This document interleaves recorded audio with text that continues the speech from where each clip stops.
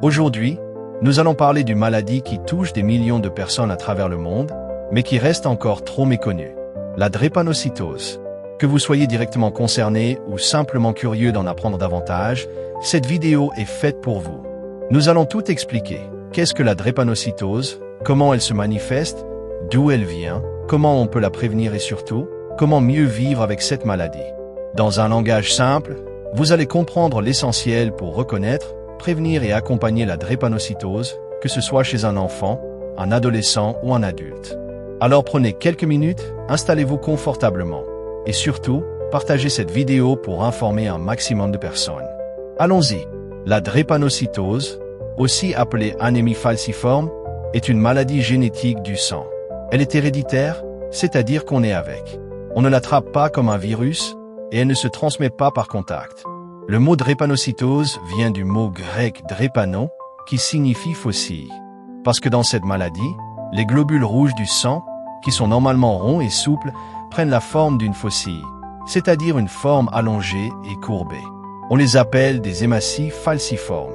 Or, les globules rouges ont une mission très importante dans notre corps. Ils transportent l'oxygène des poumons vers tous les organes. Quand leur forme est anormale, comme dans la drépanocytose, ils deviennent rigides, collants et se bloquent facilement dans les petits vaisseaux sanguins. Dans ce cas, les organes ne reçoivent plus assez d'oxygène, ce qui cause de fortes douleurs et d'autres complications. C'est une maladie chronique, cela veut dire qu'elle dure toute la vie.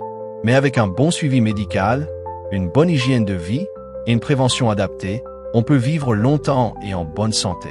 La drépanocytose est la maladie génétique la plus répandue dans le monde. Elle touche particulièrement les populations d'Afrique, des Caraïbes, du Moyen-Orient, d'Amérique du Sud et d'Inde. En Afrique, un enfant sur 4 peut être porteur du gène sans le savoir. La drépanocytose est causée par une anomalie génétique. Plus précisément, c'est une mutation dans le gène de l'hémoglobine, la protéine qui transporte l'oxygène dans les globules rouges. Il existe 2 types de gènes pour l'hémoglobine. Le gène A, normal. Le gène S, drépanocytaire. Voici les combinaisons possibles. AA, la personne est saine, elle n'a pas la maladie. AS, la personne est porteuse saine. Elle ne présente pas les symptômes, mais elle peut transmettre le gène à ses enfants. SS, la personne est malade, elle a la drépanocytose. SC ou S-thalassémie sont d'autres formes mixtes, également pathologiques. 2 parents qui sont AS peuvent avoir un enfant SS, donc malade. C'est pour ça que le dépistage prénuptial ou néonatal est très important, surtout dans les zones à risque. La drépanocytose peut se manifester très tôt, dès l'enfance. Voici les principaux symptômes à reconnaître. Des crises douloureuses. Ce sont des douleurs intenses, surtout au niveau des os, des articulations, du dos, de la poitrine. Elles surviennent quand les globules rouges en forme de faucille bloquent la circulation. La fatigue chronique. Les personnes drépanocytaires ont souvent moins d'hémoglobine. Leur sang transporte donc moins d'oxygène, ce qui provoque une grande fatigue, même au repos. La pâleur et la jaunisse. La destruction des globules rouges anormaux libère une substance appelée bilirubine, qui jaunit la peau et les yeux. Le retard de croissance. Chez les enfants, on peut observer un développement physique plus lent que la normale. Les infections fréquentes. La rate, organe chargé de défendre le corps contre les microbes, est souvent endommagée. Les personnes drépanocytaires tombent donc plus souvent malades. Les complications graves. Dans certains cas, la maladie peut provoquer des AVC, accidents vasculaires cérébraux, des ulcères, des problèmes respiratoires ou une crise d'anémie sévère. Tous les patients ne vivent pas les mêmes symptômes. Certains ont des crises fréquentes, d'autres très peu. D'où l'importance d'un suivi médical personnalisé. Le diagnostic repose sur une prise de sang simple qu'on appelle électrophorèse de l'hémoglobine. Elle permet de détecter les différentes formes d'hémoglobine dans le sang. Il existe aussi le test de solubilité pour le dépistage rapide. Le test néonatal, fait dès la naissance dans certains pays. Si vous êtes d'origine africaine, antillaise ou moyen-orientale, il est recommandé de faire le test, surtout avant de faire un enfant. 2 porteurs sains peuvent donner naissance à un enfant malade. À ce jour, la drépanocytose ne se guérit pas totalement, sauf dans de rares cas par greffe de moelle osseuse. Mais plusieurs traitements permettent d'en réduire les symptômes et d'améliorer la qualité de vie. Les principaux traitements sont entre autres l'hydratation et l'alimentation. Boire beaucoup d'eau chaque jour est essentiel. Une alimentation équilibrée et riche en fer aide à prévenir l'anémie.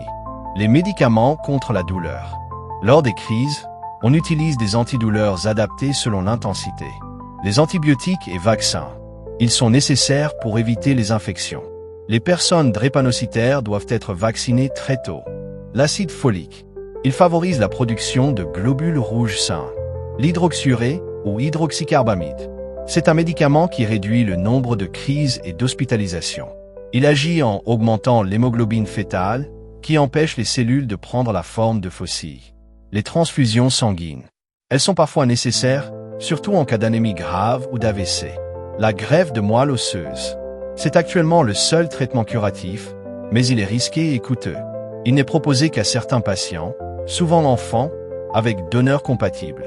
Pour vivre avec la drépanocytose demande des efforts quotidiens, mais c'est tout à fait possible. Il faut éviter le froid, le stress, la fatigue, les infections. Ce sont des facteurs déclencheurs des crises. Boire beaucoup d'eau. La déshydratation est un danger pour les personnes drépanocytaires. Dormir suffisamment. Un bon sommeil aide à récupérer et limite les douleurs. Faire du sport modéré. Éviter les efforts violents, mais garder une activité physique régulière. Faire des contrôles médicaux réguliers. Au moindre signe de fatigue ou de douleur, consulter un professionnel de santé. Respecter les traitements prescrits. Même en l'absence de symptômes, le traitement doit être suivi à la lettre. S'entourer et en parler. Briser le silence. Parler de la maladie permet de mieux l'accepter et d'être bien accompagné. Le dépistage, c'est le point de départ pour combattre la drépanocytose. Trop de gens ignorent qu'ils sont porteurs du gène. Il faut donc sensibiliser les jeunes, les couples, les futurs parents. Organiser des campagnes dans les écoles, les quartiers, les centres de santé. Un dépistage simple peut éviter à un enfant de naître avec une vie de souffrance. Vous l'avez compris, la drépanocytose est une maladie sérieuse, mais pas une fatalité.